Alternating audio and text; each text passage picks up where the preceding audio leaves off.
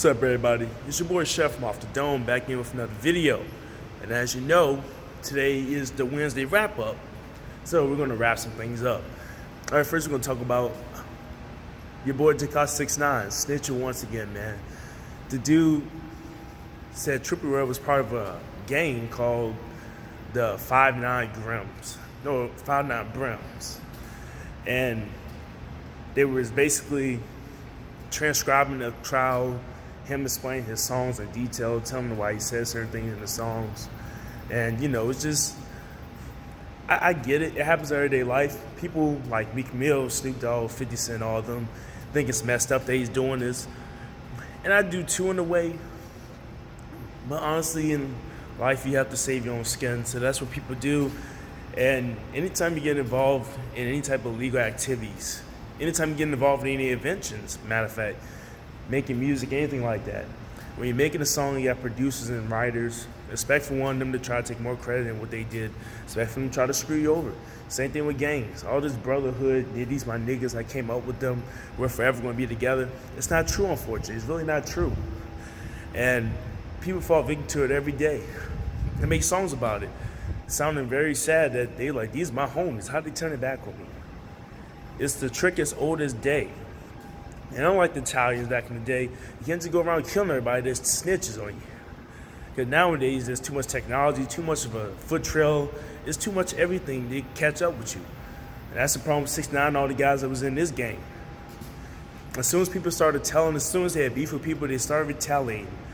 But it's a paper trail, there's a technology trail, and there's snitches. And even though 6ix9ine's facing up to 47 years if he gets convicted, I think after all this, some people say he's going to do time serving and get out. If that happens, that's how you know the system's biased. Because if a regular person, first of all, a regular person can snitch all he wants to. Not that many regular people will get out of a 47-year Fed deal time. If 6ix9ine gets anything between 7 and 15 years, I consider that a win. Now, I don't know if he's going to be protected all 15 years because, you know, after a while, the money dries up. He was only popular for 1 year. They say he has a net worth of $4 million, so I'm pretty sure that's enough to keep people protecting him. But then again, you don't know how much of that's going to be taken away from him. So there's that. But a lot of people saying the guy's going to get out. And if he does, it happens. It happens. It's a dog-eat-dog world out there. That's why when you get involved in this stuff, you got to make sure you know who you're dealing with. And half the time, smiling faces and guns and all that can be very deceiving. Next, on the Wednesday wrap-up, we're going to talk about a kind of a touchy story, man. You know, it's kind of messed up. This is a dude named Shawn Pleasants out of Cali. He had a master's degree, I believe, graduated from high school, did all that stuff. He had a good business, and now he's currently homeless. And people are like, how can this happen to a dude who was basically too big to fail? This man, he did almost everything right. What I have to say to that is this. Unfortunately, in the world, things happen. And a number of events happened that made him go homeless. And now he's on the Los Angeles streets. And he doesn't even beg for change, nothing like that. He's just married to his husband, you know. He's gay. CNN had to include that in the article, of course, because it's so important. But gay or not gay, I appreciate the message he's sending this. He said he's the one that put him there. There's no need to try to, fight against homelessness. Because a lot of them put themselves there, and it's up to them to get themselves out of it. He doesn't need anybody feeling sorry for him. That's the true spirit of a true man. You know, he's saying that, hey, I did this stuff. I'm going to come out of it my way, and that's how we're going to come out of it. We don't need any government assistance. We're going to come out of it through our own wits. And him and his husband, they've been grinding out there. They've been surviving. They've been staying in different places, getting food for each other every day. They've been a team, he said. So I appreciate dude like Shawn, you know.